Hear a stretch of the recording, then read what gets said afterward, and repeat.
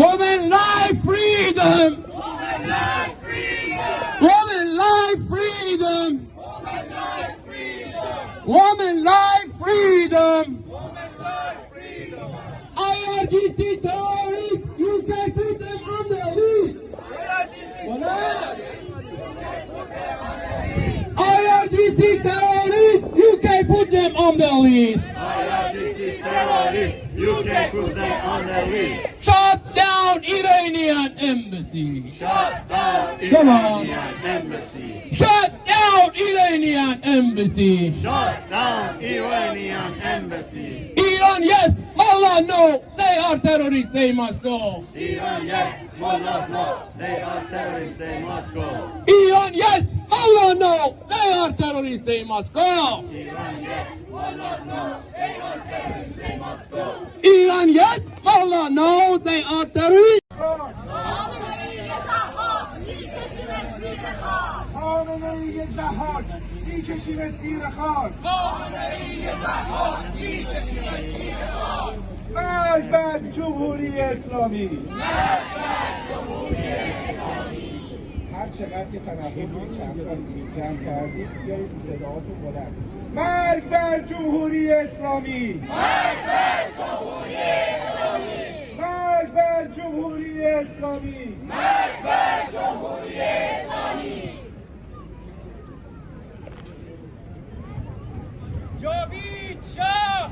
جاوید شاه! جاوید شاه! جاوید شاه! جاوید شاه! جاوید شاه! جاوید شاه! جاوید شاه!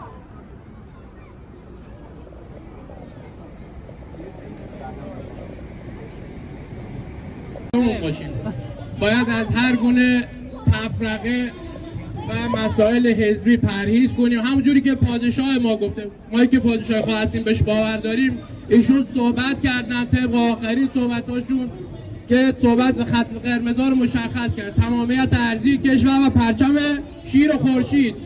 هر میهن پرستی بیاد ما در کنارش هستیم و خواهیم موند. پاینده ایران.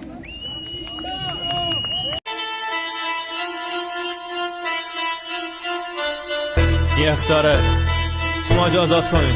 سامان یاسین هم همینطور. شما میتونید چند تا مبارک تو بازی بگیریم ولی دیگه نمیتونید الان بازی رو عوض کنیم. مشنگ داره درس اول بازی موش و گربه الان آزادش کنیم واسهتون یه برده.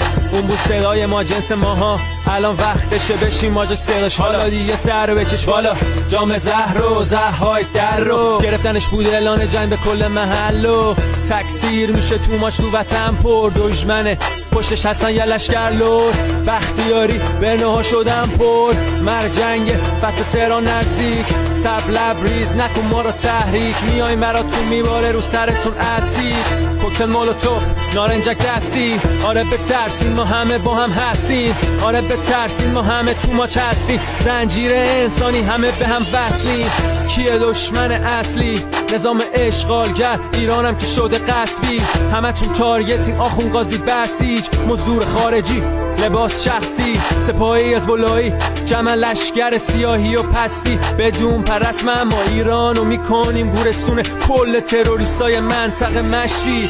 پس چی؟